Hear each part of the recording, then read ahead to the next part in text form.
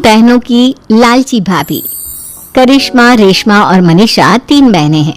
उनका एक भाई भी है, मयंक। मयंक अपनी बहनों को बहुत प्यार करता है, लेकिन मयंक की पत्नी सविता इस मामले में मयंक से बिल्कुल ही अलग है। वो अपनी ननदों का जितना बुरा कर सकती है उतना बुरा करती ही रहती है और अपनी ननदों पर हुक्म भी चलाती है। करिश्मा, करिश्मा, तुमने अभी तक नाश्ता नहीं बनाया? तुम्हारे भैया को ऑफिस जाने में देर हो रही है। हाँ भाभी, बस अभी बनाती हूँ। करिश्मा, तुम ये ढीलापन छोड़ दो। कल को पराये घर जाना है। वहाँ अगर तुम इस तरह से काम करोगी तो लोग क्या कहेंगे कि माँ ने और भाभी ने कुछ सिखाया नहीं। और तुम्हारी दोनों बहनें कहाँ हैं? अब रेशमा मार्केट गई है और मनीषा सो रही है। क्या? सुबह के 8 बज रहे हैं और ये महारानी अभी भी सो रही है? ये कहते हुए सविता अपनी सास दुर्गा देवी के पास जाती है। माँ जी, देख रही हो अपनी बेटियों के तौर तरीके? क्या हुआ बहू, सुबह सुबह क्या कर दिया मेरी बेटियों ने? अरे एक तो अभी अभी उठकर किचन में गई है, दूसरी सुबह सुबह बाहर चली गई और तीसरी अभी तक सो रही है। क्या करूं मैं इन तीनों का, मैं तो परेशान हो गई हूँ। जा जाकर उठा उसे और रेशमा से मैं बात करती हूँ। सविता सीधा मनीषा के कमरे में जाती है और उससे कहती है, महारानी जल्दी उठो, सूरज सर पर आ गया है। भाभी थोड़ी देर और सोने दो ना, मैं रात को लेट सोई थी। वो क्या ना यूनिट टेस्ट चल रहे हैं। शराफत से उठती है या नहीं, या फिर पानी की भरी बाल्टी डालूं तेरे ऊपर? नहीं भाभी, मुझे बिस्तर में नहीं नाना, उठती हूँ मैं। मनीषा जल्दी से उठकर बाथरूम में चली जाती है। सभी आराम से बैठकर नाश्ता कर रहे होते कि तभी रेशमा बाजार से हाथ में सामान लिए आ जाती है। रेशमा को देखते ही सविता उस पर बरस पड़ती है। लो, आ गई महारानी। ऐसा भी क्या सामान लाना था जो सुबह आंख मलते ही बाजार की तरफ रवाना हो गई? भाभी, कल आप ही तो चीख रही थी कि घर का सारा सामान मुझे ही लाना पड़ता है, घर में किसी को भी किसी काम से कोई लेना देना नहीं है। अब मैं बाजार जाकर सामान ले आई तो आपको इस बात से भी तकलीफ हो रही है? देख रही हो माँ जी, अपनी बेटी की जुबान कैंची से भी तेज चलती है। और मयंक, आप तो कुछ कहेंगे नहीं अपनी लाडली बहन को? रेशमा, अपनी भाभी से ऐसे बात नहीं करते। चलो माफी मांगो। भैया, मैं क्यों माफी मांगू? आप भाभी से बोलिए ना कि हम पर कम हुक्म चलाया करे। हम इस घर की बेटियां हैं और आपकी पत्नी की ननद है, नौकरानी नहीं। लो कर लो बात। इनकी भलाई के लिए कुछ भी बोलो तो इन्हें बुरा लग जाता है। इस घर में यही इज्जत है मेरी। देख लो माँ जी, आपकी बेटी किस लहजे में मुझसे बात कर रही है। सविता वहाँ से चली जाती है। मयंक को बहुत गुस्सा आता है, वो भी वहाँ से चला जाता है। फिर करिश्मा रेशमा को समझाती है, रेशमा, तुम्हें भाभी से माफी मांग लेनी चाहिए थी ना। लेकिन दीदी, मैंने कुछ किया ही नहीं, तो मैं माफी क्यों मांगू? हाँ करिश्मा दीदी, रेशमा दीदी जैसे ही घर में आई भाभी ही उन पर चिल्ला रही थी। हाँ, मैं मानती हूँ कि गलती भाभी की थी। मैं तो इसलिए बोल रही हूँ कि भाभी ने माँ को तो पूरी तरह अपने वश में कर लिया है। वो हमारी बात सुनती ही नहीं। मयंक भैया हमारे लिए हमेशा खड़े रहते हैं, इसलिए उनकी बात का मान तो तुम्हें रखना चाहिए था ना। कोई फायदा नहीं है दीदी, कुछ दिनों की बात और है, भाभी उन्हें भी हमारे खिलाफ भड़का देंगी। फिर वो भी माँ की तरह हमारी किसी बात का विश्वास नहीं करेंगे। इसी तरह सविता अपनी तीनों ननदों को किसी न किसी बात पर परेशान करती रहती थी। एक दिन मयंक अपनी तीनों बहनों के लिए गिफ्ट लाया। करिश्मा, ये तुम्हारे लिए हार का सेट। रेशमा, तुम्हारे लिए सुंदर सी ड्रेस। और मनीषा, तुम्हें किताबें पसंद है ना, तुम्हारे लिए किताबें लाया हूँ। थैंक यू भैया। थैंक यू भैया। थैंक यू भैया। करिश्मा, तुम्हारा नेकलेस कितना सुंदर है, ये भैया कहाँ से ले आए होंगे?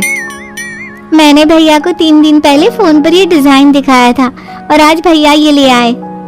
सविता तो अपनी ननदों के गिफ्ट्स देखकर जल गई और करिश्मा का नेकलेस तो उसे भी बहुत पसंद आया था। अपनी बहनों के लिए कितना अच्छा नेकलेस लेकर आए हैं, मुझे कभी कोई गिफ्ट नहीं दिया। मैं आज ही ये हार चुरा लूंगी। रात में सविता करिश्मा का हार चुरा लेती है और इसी तरह उससे अपनी ननदों की जो भी चीज अच्छी लगती वो उसे मांगती नहीं, बल्कि रात के अंधेरे में चुरा लेती। इसी तरह दिन बीतते गए और सविता ने मयंक के दिल में भी उसकी बहनों के लिए नफरत पैदा कर दी। एक दिन मयंक ने करिश्मा और रेशमा के लिए रिश्ता देखा और ये बात उसने घर में सबको बताई। माँ, करिश्मा और रेशमा के लिए बहुत अच्छा रिश्ता आया है। वो लोग कल इन्हें देखने आ रहे हैं। आप और सविता मिलकर सारी तैयारी कर लेना। ये सुनकर करिश्मा और रेशमा खुश हो जाती हैं, लेकिन सविता सोचती है, अगर इन दोनों बहनों की शादी हो गई तो घर और बाहर का काम कौन करेगा? मनीषा तो एक नंबर की कामचोर है, उससे तो किसी बात की उम्मीद लगाना ही बेकार है। मुझे इस शादी को रोकना होगा। अगले दिन सभी लड़के वालों के स्वागत की तैयारी करने में लगे होते हैं। तभी मयंक अपनी बहनों से आकर कहता है, तैयार हो गई तुम दोनों? देखो दोनों लड़के बहुत अच्छे हैं, मैं कोई कसर नहीं छोड़ना चाहता, इसलिए तुम उनके सामने अच्छे से बिहेव करना और अपनी भाभी से लड़ने मत लग जाना। करिश्मा, तुम वो नेकलेस पहन लो ना जो मैं तुम्हारे लिए लाया था। भैया मैं बहुत देर से वो नेकलेस ढूंढ रही हूँ, लेकिन मुझे मिल ही नहीं रहा। क्या तुमने नेकलेस खो दिया? तुम्हें पता भी है वो कितना महंगा था? तुम कोई काम ढंग से नहीं कर सकती। मयंक गुस्से में वहां से चला जाता है। थोड़ी देर बाद लड़के वाले भी आ जाते हैं। वो दोनों बहनों को पसंद कर लेते हैं और रिश्ता पक्का हो जाता है। लेकिन सविता के दिमाग में तो कुछ और ही खिचड़ी पक रही थी।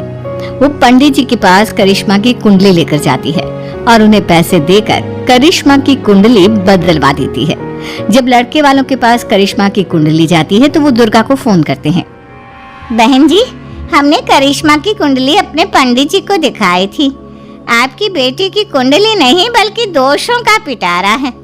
देखिए, मैं और मेरे पति इन सब बातों में बहुत विश्वास करते हैं, इसलिए हम आपकी बेटी से अपने बेटे की शादी नहीं करा सकते। इस तरह करिश्मा का रिश्ता टूट जाता है और सभी घर वालों को बहुत दुख होता है। अब कविता सोचती है, चलो करिश्मा का तो रिश्ता टूट गया, अब रेशमा का भी रिश्ता तोड़ना है।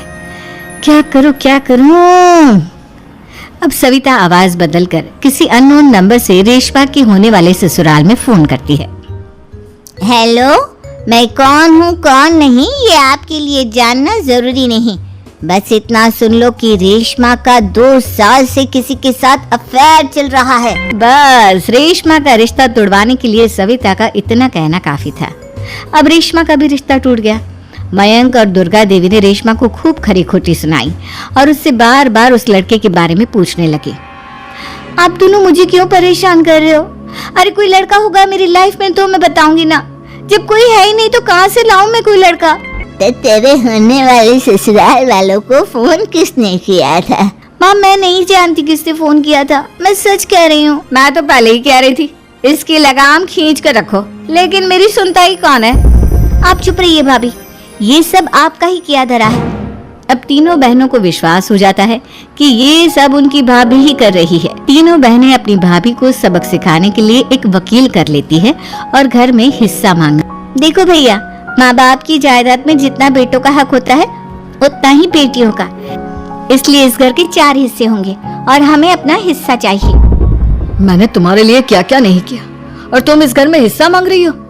भैया, आप और माँ हम बहनों की कोई बात नहीं सुनते हो और भाभी हमारी शादी नहीं होने देगी क्योंकि उन्हें लगता है कि आप हमारी शादी में ज्यादा पैसा लगाओगे और उन्हें हम जैसी फ्री की नौकरानी कहाँ मिलेगी।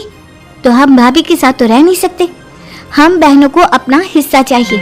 अरे तुम्हें शर्म आनी चाहिए अपनी भाभी पर ऐसा इल्जाम लगाते हुए। वो तुम्हारे बारे में कितना सोचती है। हाँ माँ, भाभी हमारे बारे में बहुत सोचती है, दिन रात बस यही सोचती रहती है कि किस तरह से अपनी तीनों ननदों को परेशान करूं और कभी मुझे पढ़ने भी नहीं देती।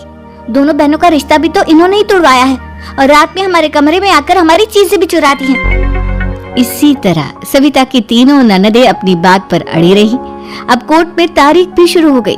जब सविता को लगा कि उसकी तीनों ननद इतनी आसानी से नहीं मानने वाली, तो उसने अपने पति और सास को सारी सच्चाई बता दी और अपनी तीनों ननद से माफी मांगी। मयंक और दुर्गा को भी अपनी गलती का एहसास हो गया। अब सविता खुद करिश्मा और रेशमा के लिए अच्छा रिश्ता ढूंढती है और उनकी शादी करवाती है।